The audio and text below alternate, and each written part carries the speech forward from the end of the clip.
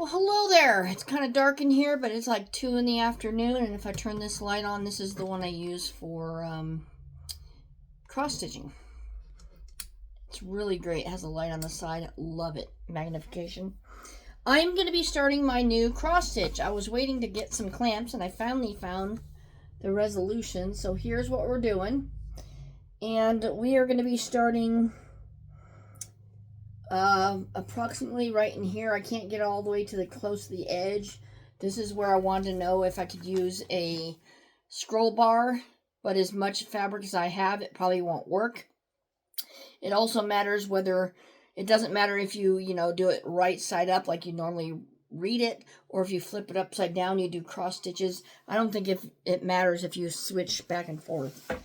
So what I have is one of my Q-snaps, and I started to go look for the colors, and I'm like, oh no, I have all the rest of the length all tied up here, and I have to go find out what color it is.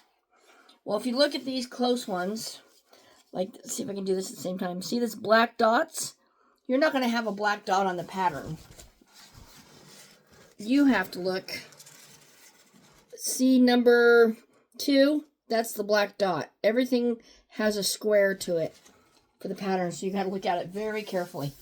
It's like, ah. So I undid one end, and now I went to Marshall's. They had just the normal clamps I'd use for like potato chips.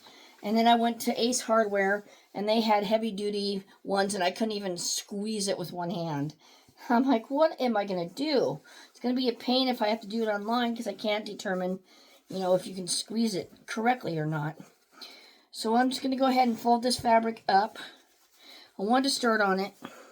It's just sitting here waiting for me to get the rest of the stuff done, and obviously that's not going to work. I would show this to you, but I have a limited camera space. I'm just rolling it up to meet the bar. And then these I got from Walmart. There's a pack of 4, and I can do them with one hand, and it takes no effort. Let me show you the container for it in case you want to go there. I still have the little taggy things on them. It's called Hyper Tough. There's 4 of them in case you were wondering. They're 4 inches. It's perfect. I tried fitting my different Q-snap sizes together, but as many as I had, they fit together, but they never came together equally, if that makes sense. I was just off all the time. So, let me do the second one here. Boom. So, I am going to start where you saw those black marks. And what I'm using here, let me see if I can move you up a little bit. This device, like this. Alright, cool. I got the stand that I'm using from Temu. I don't shop Temu anymore. But anyway, this stand came in a box with nothing else. It was just bumpy inside of a box. I'm surprised it didn't tear through a box. It was very not well thought of. It was made out of wood, so it's not going to hurt anything, but it's still it was very rushed. The product is good. I like it. So that's good. I got it several years ago. Happy with it because it does go, I have different, let me show this to you. So it adjusts here on several levels. There's 2, there's 3, and then the 2 to hold on to your bar. This one, however, when you do the Q-snap, it's going to be very hard to take it off. So even if you take off these screws, you have to just really fight with it to take it off. I thought about not using the pipe on it. But if I'm going to do this, let me see if I can do this.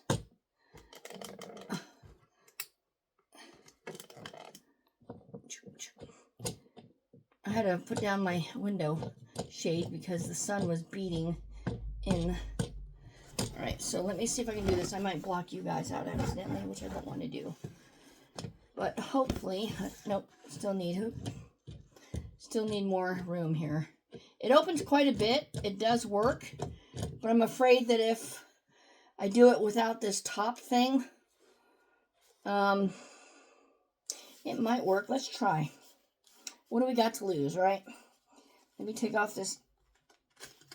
I'm going to take off this one. I'm going to go directly on the fabric. It's taut as it is. I can always readjust it later. So I'm going to... There we go. You can't get to the very edge without using a Q-snap. Or, excuse me, a small hoop or something. But I'm afraid that this side with all the clamps on it are going to be too heavy. So I may have to take off the clamps and redo it.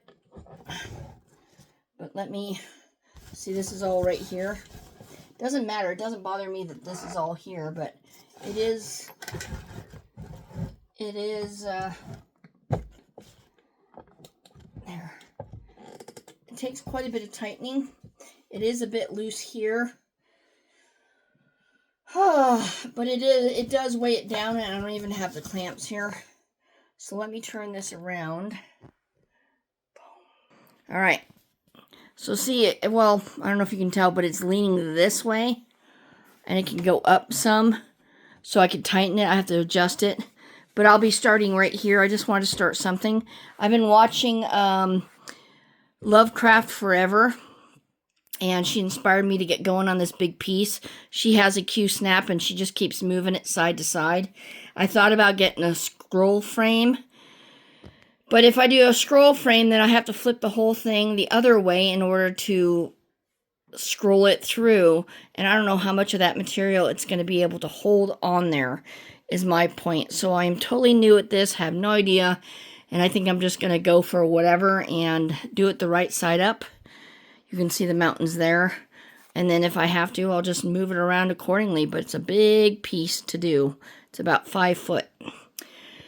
All right, well, that's all I have for you now. So in case you were wondering how to deal with such a big, piece, I can scroll this up. I can roll it up.